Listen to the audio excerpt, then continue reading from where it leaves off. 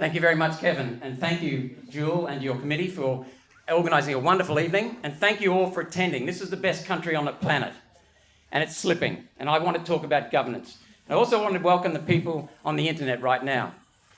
I'd like you to think about this little proposition, that a person living on welfare today in Australia is living longer, safer, easier than a king would have lived 200 years ago, and that's correct. Look around you.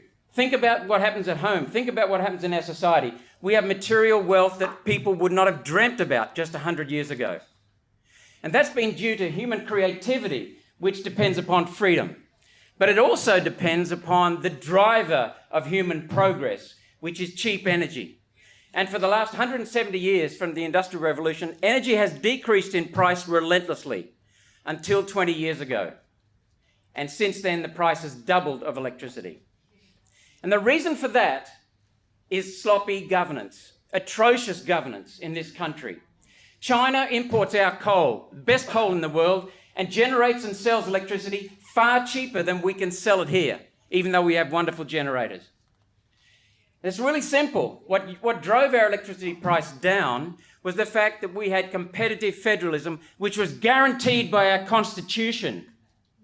Competitive federalism meant that any state that develops an improvement, the other states copy, and we drive down the price of electricity. One person, each state, was responsible for the supply, the price, and the reliability of electricity. That person, if he or she failed, the businesses went to other states. That happened. Joh Bjelke-Petersen abolished death duties, and what happened? People came to Australia. Then it came to Queensland. What happened then? The other states abolished death duties. Now we have a Labor Party wanting to put in place a death tax and a Greens Party also wanting to do the same. So let's have a look at what happened to our energy sector. We ended up with privatisation and corporatisation, and there are another 4 factors which I'd like to share with you later if time permits.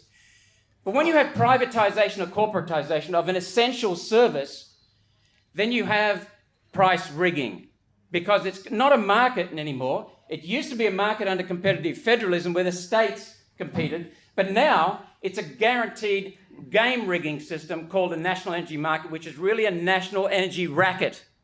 And both the major parties have caused that. And who's paying for this?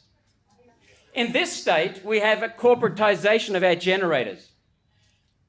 And we still own the assets, but the state government is rigging the system and now taking out $1.4 billion a year in excess electricity charges. And who pays for it? Not only in our wallets, but also in the export of our jobs and our children's future.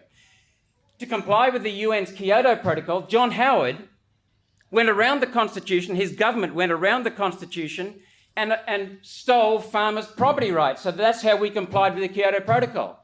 And yet to a true liberal, there is nothing more sacrosanct than secure property rights. What happened? No compensation, yet the Constitution says it should be there. So that's what I mean about sloppy governance. There are 3 great issues facing our country. Islamisation. And that's allowed because of sloppy governance. The second, that's the 3rd greatest issue. The second most powerful issue and threat is the UNisation of our country. Energy, water, property rights, immigration, schools, education. But the biggest threat in this country is from within. It is sloppy governance by the failed old parties.